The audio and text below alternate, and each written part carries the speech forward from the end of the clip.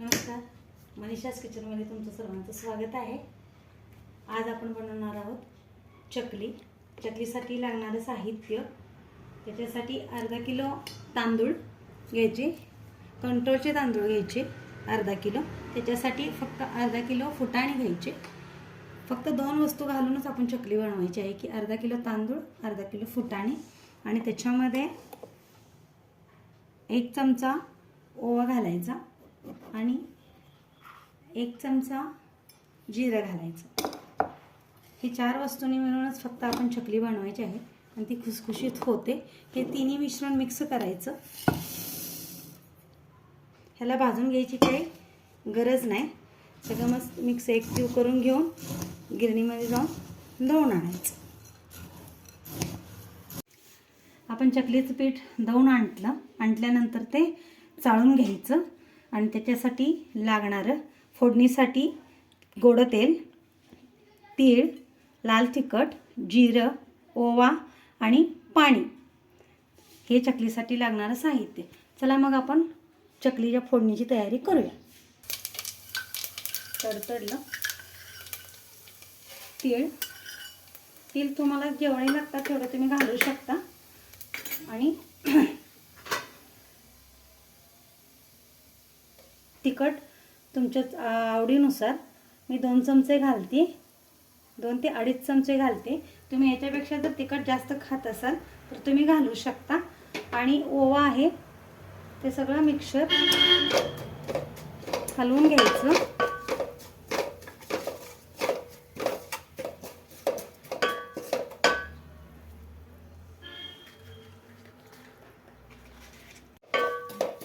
हे जरा हलवून घ्यायचं चांगलं मिक्सर आणि त्याच्यामध्ये 1.5 कप पाणी आणि चवीनुसार मीठ घालायचं।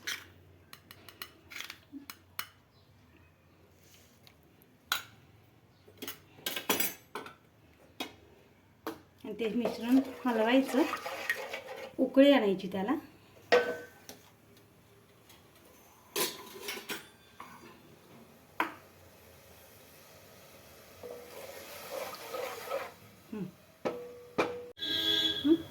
आता आपलं हे मिक्सर उकळले, चांगलं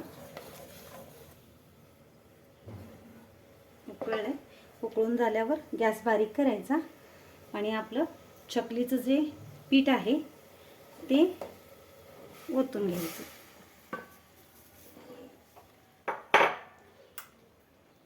त्याच्यानंतर त्याच्यामध्ये लास्टला ओवा टाकायचा।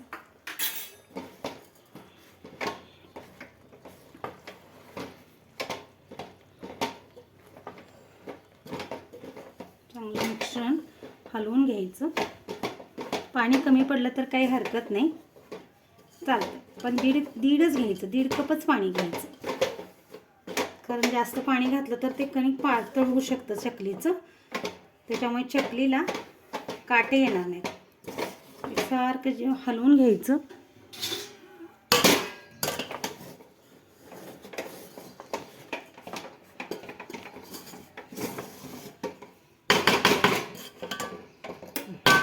दोनच मिनिटं झाकून ठेवायचं। आपले 2 मिनिटं झालेले आहेत। गॅस बंद करून घ्या, मिक्सर अनेकदा हलवून घ्या।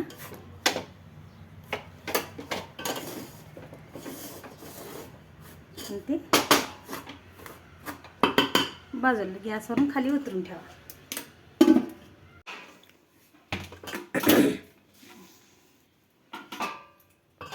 आपलं मिश्रण थंड झाले, ते परातीत ओतून घ्या।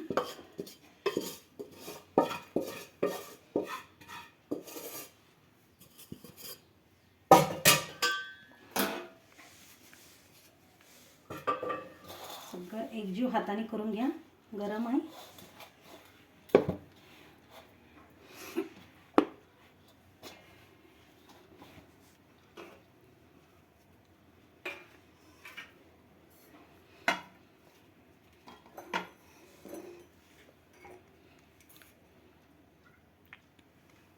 लागेल तसं पाणी घालून घ्या आणि छान मळून घ्या.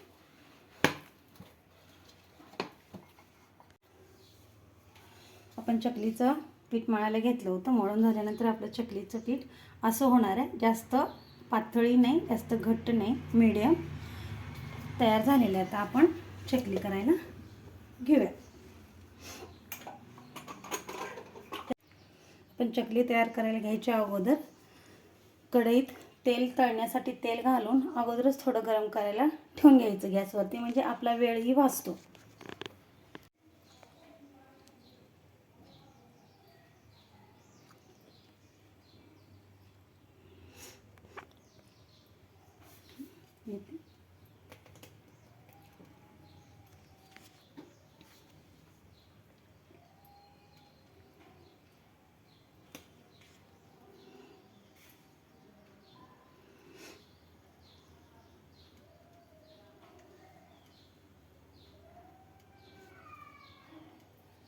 चकलीची साईज शक्यतो एवढीच असावी, जास्त छोट्या नाही, जास्त मोठ्या नाही.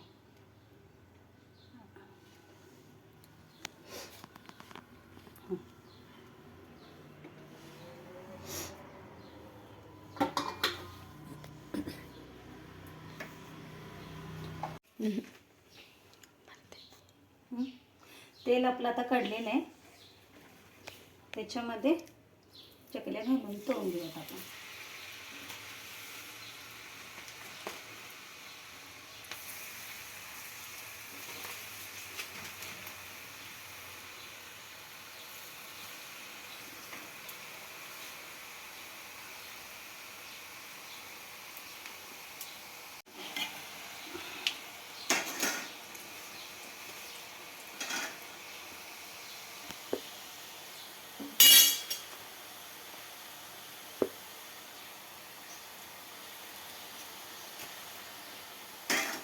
जास्त मोठा नाही ठेवायचा गॅस, थोडा मीडियम गॅस ठेवून चकली तळून घ्यायची.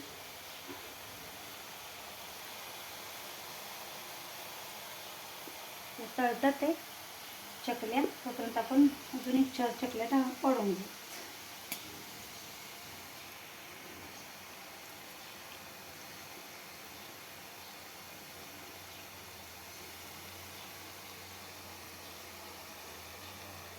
चकली तळताना चकलीला तेल भरपूर असेल ना तर उलटपलट करावी लागत नाही. चकली अशी डीप फ्राय होऊन जाते आणि ते बुडबुडे जाईपर्यंत थोडे चकली चांगली फ्राय करून घ्यायची, म्हणजे आपलं आतलं पीठ कच्चं राहणार नाही, पूर्ण तळलं जातं. हे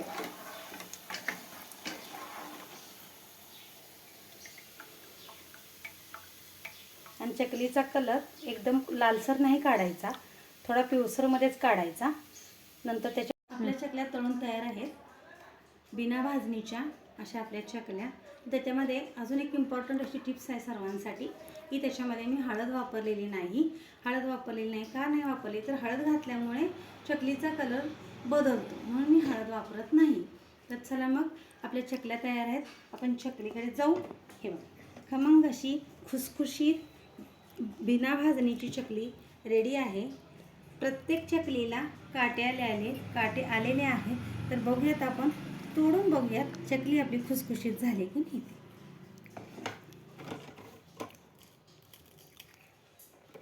हे बघा, आतपर्यंत पोकळ आणि छान अशी तळली गेलेली आहे चकली. त्याच्यामुळे ही रेसिपी तुम्ही घरी ट्राय करा. माझ्या चॅनलला सबस्क्राईब करा, बेल आयकॉन बटन दाबा आणि माझ्या रेसिपीला लाईक करा. सर्वांनी हसत रहा, मस्त रहा, स्वस्त रहा. धन्यवाद.